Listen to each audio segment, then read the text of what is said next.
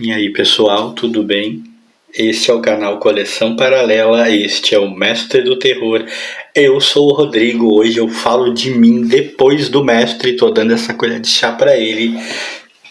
E eu andei lendo o almanaque do Capitão América e vi uma cena nesse almanaque que me deixou perplexo, chocado. Eu não sou o tipo de pessoa que faz mimimi e eu odeio o mimimi em que o mundo se envolveu.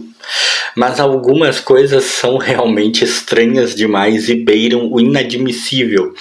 Algumas coisas fazem a gente pensar: caramba, mesmo naquela época, como que isso pode ser publicado e ninguém achou estranho? É o que tem aqui nesse almanaque do Capitão América. Vou mostrar aqui para vocês. Tem uma cena neste almanaque que eu acho simplesmente absurda. Vamos começar falando de maneira mais geral, é o Almanaque do Capitão América número 71, o Escorpião volta a atacar. A edição ainda tem o dicionário Marvel ali, ela é de 1985, talvez não esteja dando para ver direitinho aí, deixa eu dar uma subidinha aqui, ó, 1985. É uma revista bem padrãozinho da época, lombadinha quadrada, no jeito que eu gosto, do jeito que eu aprendi a apreciar o almanaque. O Homem-Aranha e o Capitão América acabam juntos numa história escrita pelo Tom DeFalco e com desenhos do Herbie Trimp, e eles acabam enfrentando o Escorpião. O Escorpião, para todos os efeitos, principalmente para mim, né, sempre vou falar mais pessoalmente a meu respeito, a maneira como eu vejo as coisas, ele sempre foi um vilão de segunda categoria. Ele surgiu dando trabalho para o Homem-Aranha, claro que é o mínimo que se espera quando a maioria dos vilões estreiam, mas ele nunca teve lá uma super importância de ser arqui-inimigo, mega inimigo. Então ver ele dando trabalho, porque ele dá algum nível de trabalho, não só para o Homem-Aranha, mas para o Capitão América na mesma aventura, ambos enfrentando o vilão e tendo algum trabalho para vencê-lo, é uma coisa que já me soa estranha, né? Um vilão de quinta enfrentando dois dos maiores heróis do mundo, do universo Marvel, e dando trabalho para eles. Já era bem esquisito isso na época. O Escorpião aqui, ele simplesmente vai num laboratório onde ele havia sido gerado, que fortuitamente e estranhamente ainda está lá, ainda está funcional, ainda está com todos os seus equipamentos, não foi invadido, não foi, né, pilhado pela polícia, a polícia não foi lá e não pegou.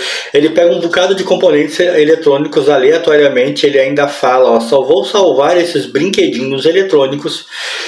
E sendo ele um cara que, até onde eu sei, nunca mostrou a grande aptidão para tecnologia, para conhecimento técnico, ele simplesmente consegue fazer um aparato que dispara raios, que dispara é ótimo, né? Que dispara raios eletromagnéticos, alguma coisa assim, da ponta da sua cauda sozinho. Isso sendo ele um brucutu, Zé Ruela e ainda desequilibrado mentalmente. Realmente, na Marvel, né, no universo dos quadrinhos em geral, qualquer um pode fazer qualquer coisa. Mas enfim, ele luta com o Homem-Aranha, luta contra o Capitão América, ele quer vingança contra o Homem-Aranha, ele quer principalmente atingir o JJ Jameson, mas ele é vencido e acabou a história. É uma historinha padrão, não é uma historinha ruim, uma historinha que causa uma certa estranheza, como eu disse, por dois grandes heróis estarem tendo trabalho para vencer o Escorpião. Depois tem uma historinha do Motoqueiro Fantasma, o que para mim o Motoqueiro Fantasma clássico, o que eu aprendi a conhecer com o Johnny Blaze, né? Ele enfrentando o próprio Satã, um monte de situações meio malucas. Uma historinha típica dos anos 70, eu acabei não falando quem escreveu nem nada, né? Deixa eu ver se tem aqui. O argumento é do Tony Isabella e a arte do Jim Mooney. Eu gosto da arte do Mooney, assim. E a história é bem padrão do Motoqueiro Fantasma da época. Ele acaba encontrando o Monge do Inferno, uma espécie de ciclope demoníaco. E a história termina no famoso continue, né? Nós não vamos ver aqui a conclusão da aventura. E aí nós temos o Capitão América contando sobre o seu passado com o argumento do Stan Lee e a arte do Kirby, os dois grandes da Marvel, né, dois dos maiores. Hoje em dia o Stan Lee parece que anda meio queimado com a galera, mas beleza. E ele tá contando histórias do seu passado para os outros Vingadores, e aí ele vai para casa e do nada ele tem uns insights assim sobre coisas que o Caveira Vermelha falou para ele lá na época da Segunda Guerra. E aí ele resolve abrir uma caixinha onde ele tinha uma lista que ele pegou com os nazistas lá 200 mil anos atrás. Como que ele tinha essa caixinha? Não sei. Por que ele nunca tinha aberto? Não sei. Mas ele abre a caixinha e descobre, né, o que o Caveira Vermelha queria dizer com os hibernantes, e os hibernantes aparecem, voltam ativos, e ele tem que enfrentar isso. Um dos primeiros é esse robô gigantesco, muito estranho aqui, que aparece provocando todas as destruições. Aqui a história acaba aqui, também é uma história de continue. Eu lembro que eu já li a continuação dessa história em outra revista, na qual tem uma espécie de arraia robô gigante que cola nas costas desse robô, e uma espécie de caveira gigante que também cola em cima da arraia. Uma coisa muito doida daquela época, né? Mas é um bom quadrinho, não é um quadrinho ruim. Sessão de correspondência, claro. E aí, meus amigos, nós vamos entrar na história que me deixou perplexo. Eu fico imaginando o que passa pela cabeça das pessoas. O argumento é do J.M. DeMatteis, né? E os desenhos do Mike Zeck. É o Capitão América passado maldito, a história. Tem aqui reminiscências de aventuras dele anteriores, na qual ele lidou com ratos, ele enfrentou o Barão Zemo, na qual um dos amigos dele teve seu cérebro transplantado para esse monstro aqui.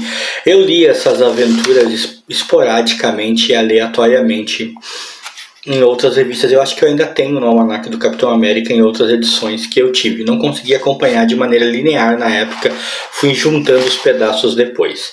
A história fala sobre os nazistas e o que eles, né, o mal que eles representam aqui, atacando judeus. Ainda existem seitas nazistas, e o ódio entre eles, e enfim, né, que o quanto o mal ainda está representado ali e tudo mais, né?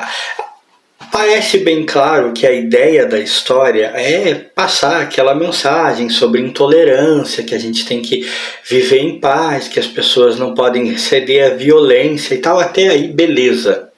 Mas olha isso aqui, que depois que eles encontram a suástica pintada na sinagoga e discutem, e a personagem judia fala que tem que acabar com esses nazistas e tal. Olha aqui o que o Steve Rogers, o Capitão América, fala a respeito disso. Eu vou tentar enquadrar aqui para vocês poderem ler. O que vocês acham disso? Olha só, eu vou me dar o trabalho de ler.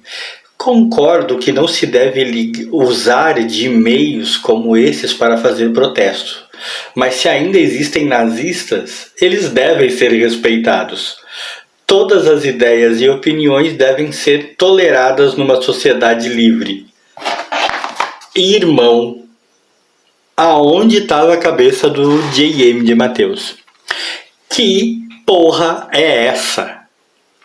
O Capitão América, o maior símbolo da liberdade dos Estados Unidos, o maior opositor contra o regime nazista, simplesmente passando pano para nazista e dizendo que tinha que se respeitar as ideias dos caras porque vivíamos uma sociedade livre.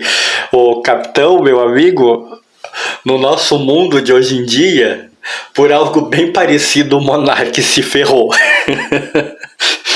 Tá banido, totalmente banido. Vida do cara, profissionalmente falando, no que se refere à mídia, basicamente acabou. Para uma coisa dessas passar incólume, Para um personagem como esse falar uma coisa dessas, e nem tem mais nada para mostrar aqui, tá?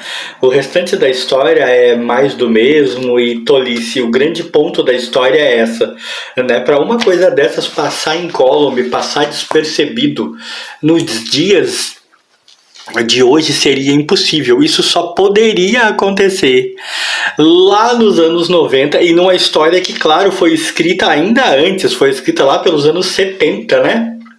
Só assim, para alguém ver um quadrinho no qual um personagem, seja ele qual for, mas nesse caso ainda tem a gravidade de ser o próprio Capitão América, defender o direito de alguém pregar ideias nazistas, porque a sociedade é livre.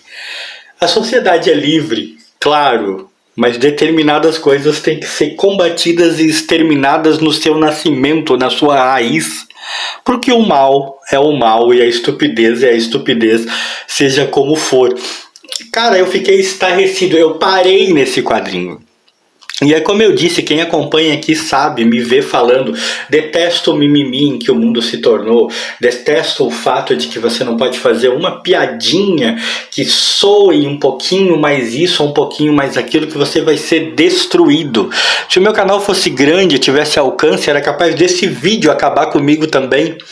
Por N razões, principalmente porque tem muito otário por aí que não conhece interpretação, seja ela de texto ou seja do que ele ouve, tira suas próprias conclusões de maneira imbecilóide.